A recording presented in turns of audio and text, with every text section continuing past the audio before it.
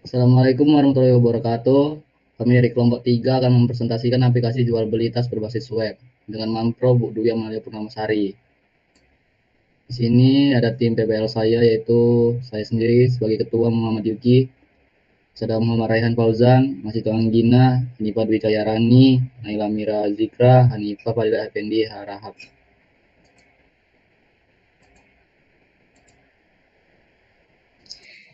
Aplikasi berbasis web kali ini berupa aplikasi jual beli barang.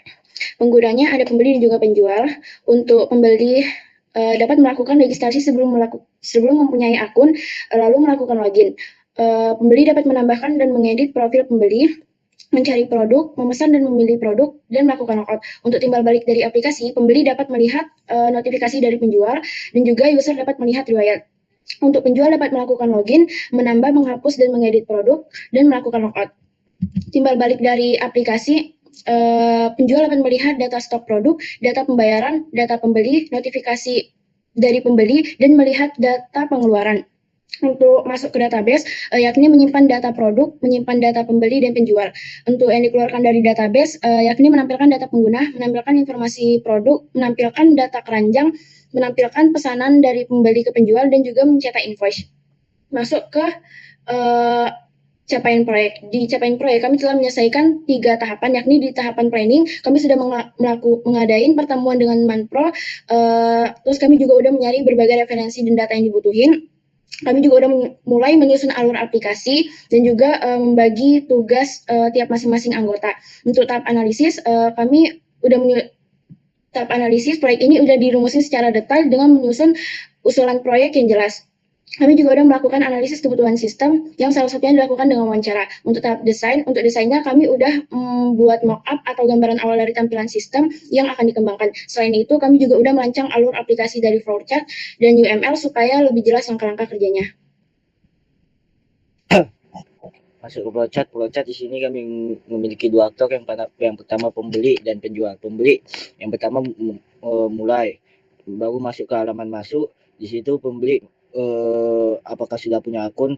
Kalau sudah, kalau belum, pembeli daftar masuk dengan memasukkan email, password, alamat, dan nomor handphone, baru masuk lagi ke halaman masuk. Jika sudah mendaftar masuk, pembeli memasukkan email dan password, lalu masuk ke halaman utama. Di halaman utama, pembeli memilih kategori produk, baru memilih produk yang ingin dibeli, baru melakukan pemesanan produk, baru pembeli mendapatkan detail pesanan. Di situ pembeli bisa mengedit alamat pembeli. Lalu apakah pembeli mengkonfirmasi pesanannya? Kalau tidak, pembeli memilih lagi kategori produk yang ingin dipesan. Baru kalau iya, pembeli mendapatkan invoice dan pembeli bisa logout. Selanjutnya ke flowchart penjual. Tidak, penjual melakukan ulang, memasukkan email dan password. Kalau sudah berhasil, diarahkan ke halaman utama. Di sini penjual mengolah produk, lalu mengolah pesanan, lalu mengkonfirmasi pesanan tersebut apakah iya atau tidak. Kalau tidak, penjual menolak pesanan, lalu memberi pemberitahuan bahwa pesanan ditolak. Kalau iya, penjual menyimpan detail pesanan dari pembeli, lalu mencetak invoice, dan penjual bisa logout. Selanjutnya ke use case. Use case kami sini memiliki dua aktor juga, yang pertama penjual dan pembeli. Fitur-fitur ini bisa dilakukan oleh penjual dan pembeli setelah melakukan login. Jika belum punya akun dari pembeli bisa melakukan registrasi sendiri. Di sini ada tabel database atau IRD. Ini ada pembeli melakukan registrasi mini tuan dan pembeli memiliki atribut seperti email, password, username, alamat, nomor HP. Lalu pembeli membeli produk many to many. Lalu penjual menjual produk one to many. Lalu pembeli melakukan transaksi many to one. Lalu transaksi menghasilkan invoice one to one. Ada tampilan wireframe pada tampilan pembeli. Di sini ada tampilan homepage. Dan yang selanjutnya ada tampilan daftar, di mana halaman ini berfungsi untuk membantu pengguna baru, tentunya untuk mendaftarkan akun baru, agar dapat lebih mengakses banyak fitur-fitur pada website kami. Berikutnya,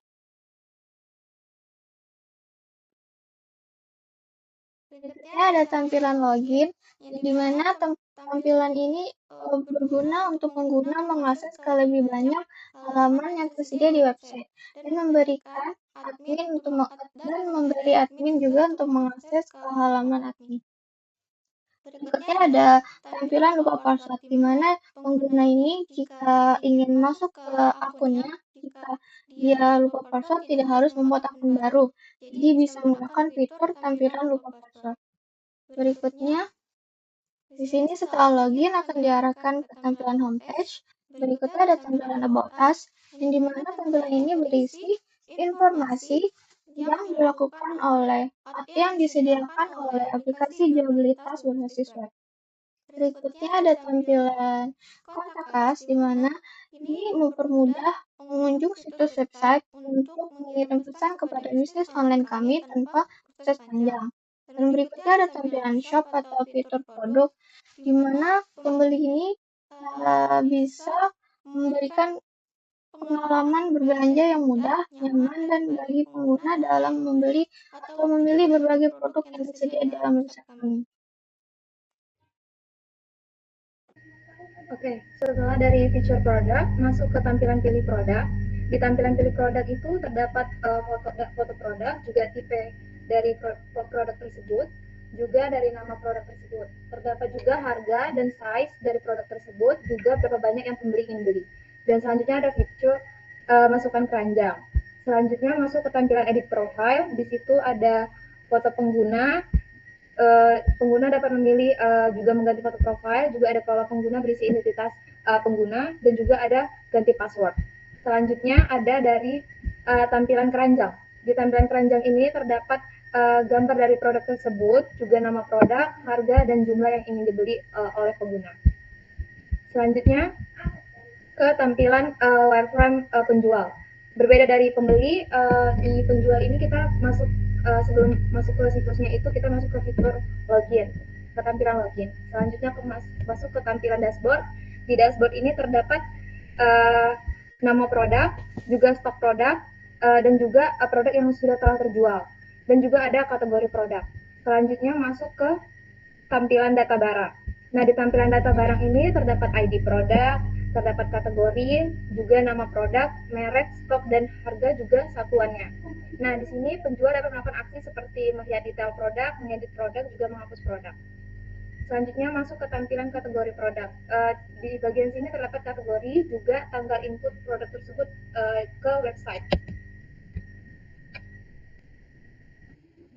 Baiklah, yang selanjutnya adalah histori pelaksanaan proyek berupa logbook.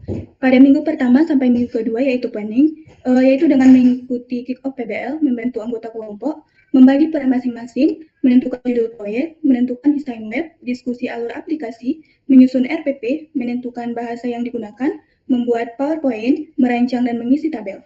Pada minggu ketiga sampai keempat yaitu analisis, dengan membuat RPP, presentasi RPP, evaluasi dari Manpro, memperbaiki isi RPP, mengupload laporan ke learning, dan mengisi logbook. Selanjutnya pada minggu kelima sampai keenam yaitu desain, dengan pembagian tugas, membuat wireframe UI, menyusun analisa kebutuhan fungsional dan non-fungsional, membuat tampilan feature login dan logout, menyusun laporan PBL, membuat poster, membuat dan menyusun ERD, membuat dan menyusun alur flowchart, dan membuat use case diagram. Selanjutnya yaitu pembagian kerja tim. Selanjutnya yaitu kontribusi kerja. Yang pertama Muhammad Yuki, dia membuat judul proyek dan pembagian tugas pengerjaan proyek. Selanjutnya flowchart aplikasi website. Selanjutnya Muhammad Rehan membuat wireframe aplikasi website, identifikasi kebutuhan bahan tampilan web yang dibutuhkan. Selanjutnya Naila Amira Azikra, yaitu spesifikasi sistem, membuat use case fungsional dan non-fungsional. Selanjutnya yaitu Anissa Fadila, membuat feature login dan logout, membuat use case. Selanjutnya Hanifah Dwi Cahyarani, yaitu membuat tampilan depan aplikasi website dan membuat poster. Selanjutnya saya sendiri, Masita Anggina, saya membuat RPP, laporan PBL, desain, yaitu fungsional dan non-fungsional, serta PPT. Selanjutnya yaitu rencana penyelesaian proyek.